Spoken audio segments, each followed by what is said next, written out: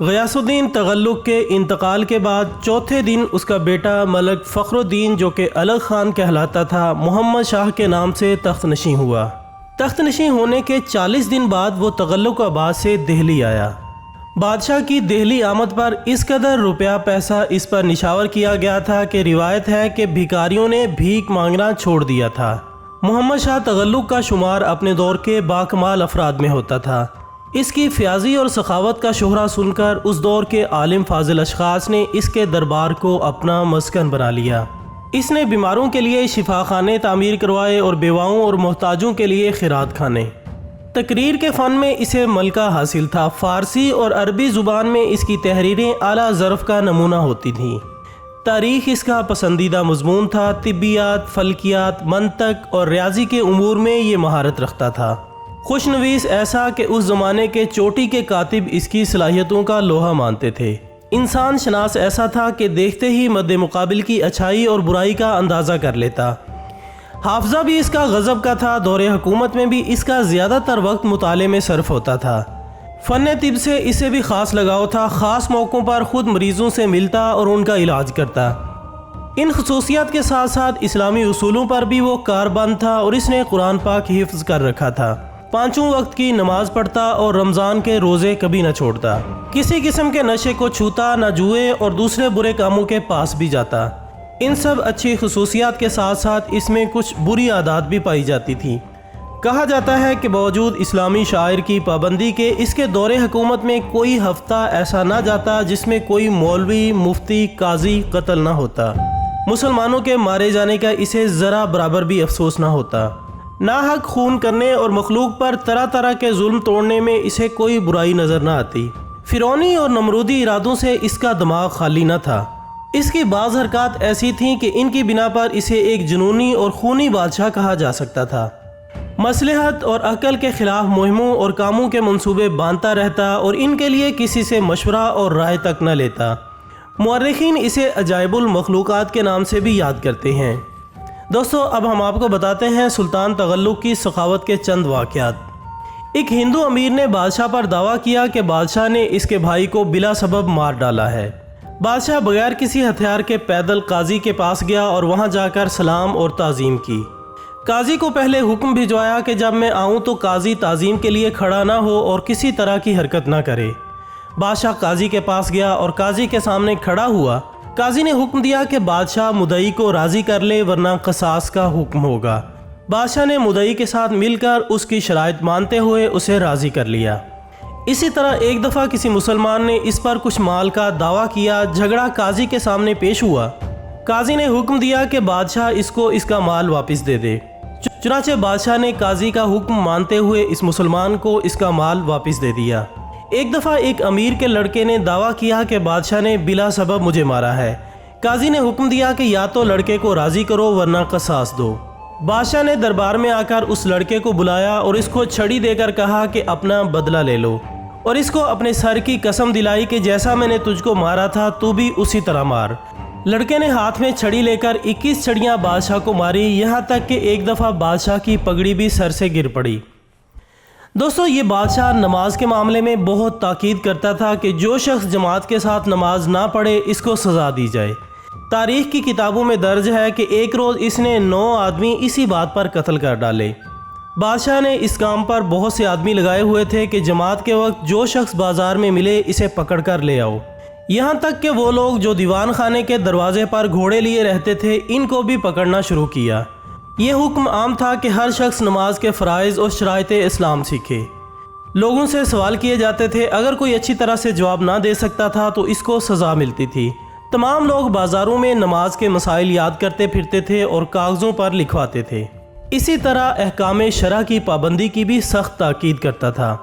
اپنے بھائی مبارک خان کو حکم دیا ہوا تھا کہ وہ دیوان خانہ میں قاضی کے ساتھ بیٹھ کر انصاف کروائے۔ اس کو حکم تھا کہ ایک بلند برج میں بیٹھے اور قاضی کے واسطے اسی برج میں ایک مسند بادشاہ کی مسند کی طرح لگائی جاتی تھی۔ مبارک خان قاضی کی دائیں جانب بیٹھتا تھا۔ اگر کسی شخص کا دعویٰ کسی بڑے امیر پر ہوتا تھا تو مبارک خان کے سپاہی اس امیر کو بلا کر قاضی کے سامنے پیش کرتے تھے اور وہ قاضی سے اس کا انصاف دلاتا تھا۔ सन 741 हिजरी में बादशाह ने हुक्म दिया कि सवाए ज़कात और उशर के और सब महसूल और जुर्माने मुआफ़ कर दिए जाएँ, और ख़ुद हफ्ते में 2 बार पीर और जुमेरात के दिन इंसाफ रसानी की गर्ज से दीवान खाना के सामने एक मैदान में बैठता था, और सबको आम इजाज़त थी कि जब किसी को कोई भी शिकायत करनी हो वो शिकायत कर सकता है। 4 अमीरों को 4 दरवाज़ों पर मुकर्रर किया गया कि वो लोगों की शिकायतें कलम बंद करें, और इनमें से चौथा मलिक फ़िरोज़ बादशाह का चचाजाद भाई था। अगर पहले दरवाजे वाला इसकी शिकायत ना लिखता तो दूसरे दरवाजे वाले के पास आता था, अगर वो भी ना लिखता तो तीसरे और चौथे दरवाजे वाले के पास जाता, अगर वो भी इनकार करता तो काजी के पास जाता, अगर वो भी ना लिखता तो बादशाह के पास आने की इसको इजाज़त होती थी। अगर बादशाह को यकीन हो जाता कि इनमें से किसी के पास वो गया था और उन्होंने इसकी शिकायत नहीं लिखी तो इनको डांट भी दिया करता था। ये सब तहरीरें बादशाह नमाज इशा के बाद खुद मुताला किया करता था। जब हिंदुस्तान और सिंध में कहत पड़ा, यहाँ तक कि गेहूँ की कीमत 6 दिनार फी मन हो गई, तो बादशाह ने हुक्म दिया कि दिल्ली के कुल बाशिंदों को बिला तमीज़ छोटे बड़े या ग़ुलाम आज़ाद 6 महीने का ज़ख़ीरा सरकारी गोदाम से दे दो। फ़कीहा और काजी मोहल्ले की फहरिस्त तैयार करते थे और इन लोगों को हाजिर करते थे, और हर शख्स को 6 महीने की खुराक दे दी जाती थी। नाज़रीन, अब सुल्तान के खून रेज़ी के चंद वाक़यात भी मुलाहिज़ा कीजिए। इब्न बतूता कहते हैं कि बादशाह की तवाज़ो और इंसाफ और नरम दिली और सखावत की जो आदत थीं वो मैंने सब बयान की, लेकिन इसके साथ ही वो खून रेज़ी पर निहायत दिलेर था। ऐसा कभी शाज़ो नादिर ही होता था कि इसके दरवाज़े पर कोई शख्स कत्ल ना किया जाता हो। अक्सर लाशें दरवाज़े पर पड़ी रहती थीं। एक रोज़ का जिक्र है कि मैं महल में दाखिल हो रहा था कि मेरा घोड़ा कुछ सफ़ेद चीज़ देखकर रुका। मैंने पूछा ये क्या है? मेरे हमराही ने कहा कि ये एक शख्स का सीना है जिसके 3 टुकड़े किए गए हैं। ये बादशाह छोटे बड़े जुर्म पर बराबर सज़ा देता था, ना अहले इल्म का लिहाज करता था, ना शरीफों का और ना ही सालिहीन का।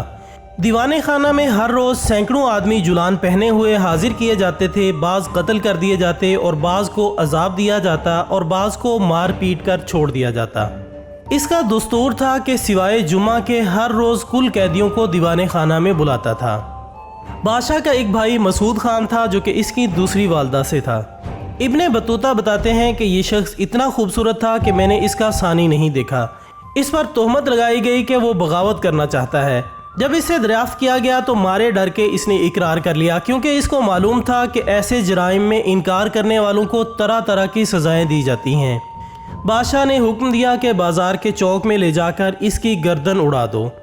चुनाचे कत्ल होने के बाद 3 दिन तक लाश वहीं पड़ी रही। इसकी वालदा 2 बरस पहले इसी जगह संसार की गई थी, क्योंकि इसने बदकारी का इकरार किया था और काजी कमालुद्दीन ने इसको संसार किया था।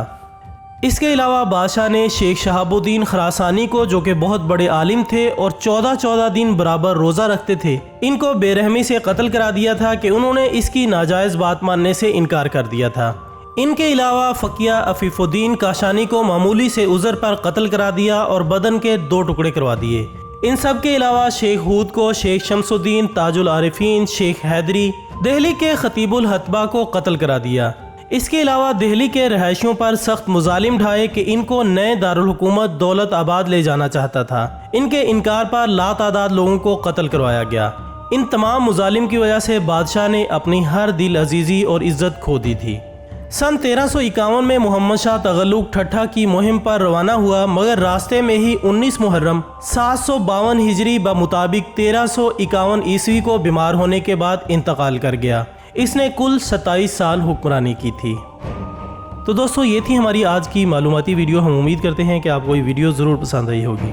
वीडियो पसंद आने की सूरत में इसे सोशल मीडिया अकाउंट्स पर अपने दोस्तों के साथ लाजमी शेयर कीजिएगा। कमेंट्स की सूरत में अपनी कीमती राय भी हम तक लाजमी पहुँचाइएगा। हमारी अगली वीडियो आने तक अपना दोस्तों, रिश्तेदारों और गिरदोनों के तमाम लोगों का बहुत ख्याल रखिएगा। अल्लाह हाफिज़।